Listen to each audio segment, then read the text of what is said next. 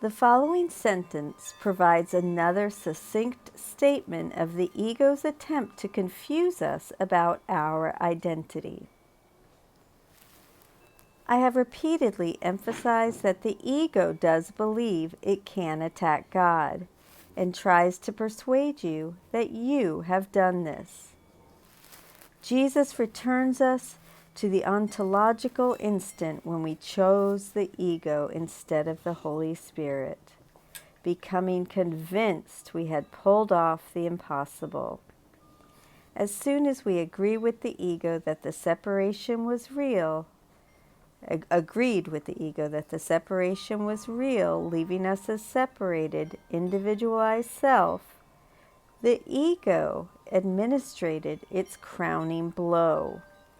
We attained this existence by attacking our source, leading to the belief in sin, the ensuing guilt, and the fear that God will punish us.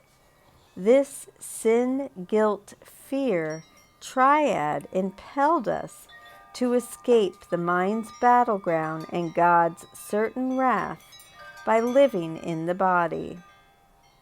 This was the ego's purpose from the beginning, for it proved we had separated from God through attack, a thought which is protected by our mindless forgetting.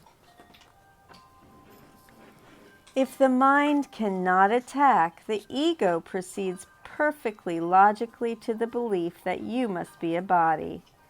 By not seeing you as you are, it can see itself as it wants to be. We are only a mind, yet the ego wants us to believe we are a body and that attack is not in the mind because there is no mind. Attack, we believe, can only be in the body and originates from bodies around us that cause us to counterattack in self-defense. Aware of its weakness, the ego wants your allegiance, but not as you really are. The ego's weakness is that it has no power and existence within itself. Its seeming power and existence rests solely with the decision-making mind.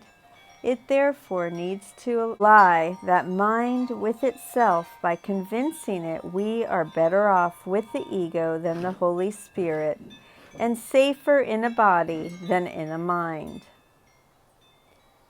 The ego therefore wants to engage your mind in its own delusional thought system, because otherwise the light of your understanding would dispel it.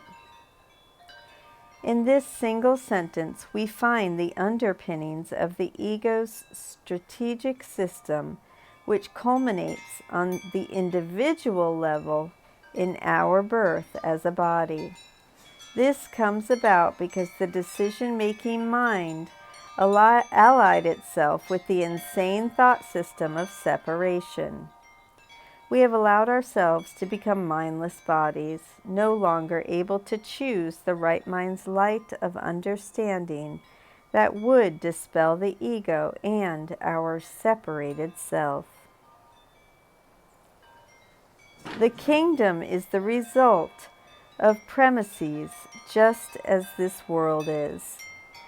You may have carried the ego's reasoning to its logical conclusion, which is total confusion about everything. If you really saw this result, you could not want it. The only reason you could possibly want any part of it is because you do not see the whole of it. You are willing to look at the ego's premises, but not at their logical outcome. Jesus is telling us the problem is that we do not really look at the ego thought system. We may look at the premise of being separate from God and admit its insanity, but do not see the conclusion that inevitably follows. There is a real world out there filled with real bodies that interact with each other, suffer, and die. Jesus is asking us to look at the ego's thought system as a whole and see its madness. the world we inhabit, realizing how it is based on the belief that the separation from God is a fact. We have attacked our source, who will attack us back. Logically following from this delusional thinking is the belief we can get rid of guilt by putting it onto other bodies in a show of justified anger. Jesus encourages us to look at this system and see its internal coherence, how it rests on insane premises with its logical consistency, dictating that the conclusions be insane too. The only reason this madness of separation survives along with the insane world that is its effect is that no one looks at it. If we really saw the insanity for what it is, we would never choose it. That is why Jesus goes to such lengths in his course to expose the ego's strategy.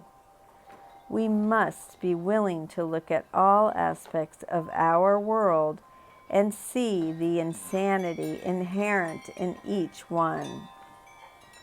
For example, the belief that there are good and bad people reflects the insane thought system of differentiation and specialness. And when we truly look at the world, we cannot but realize that its belief in separation and orders of difficulty, which is a hierarchy of illusions, is inimical to God's living and loving oneness, our natural inheritance.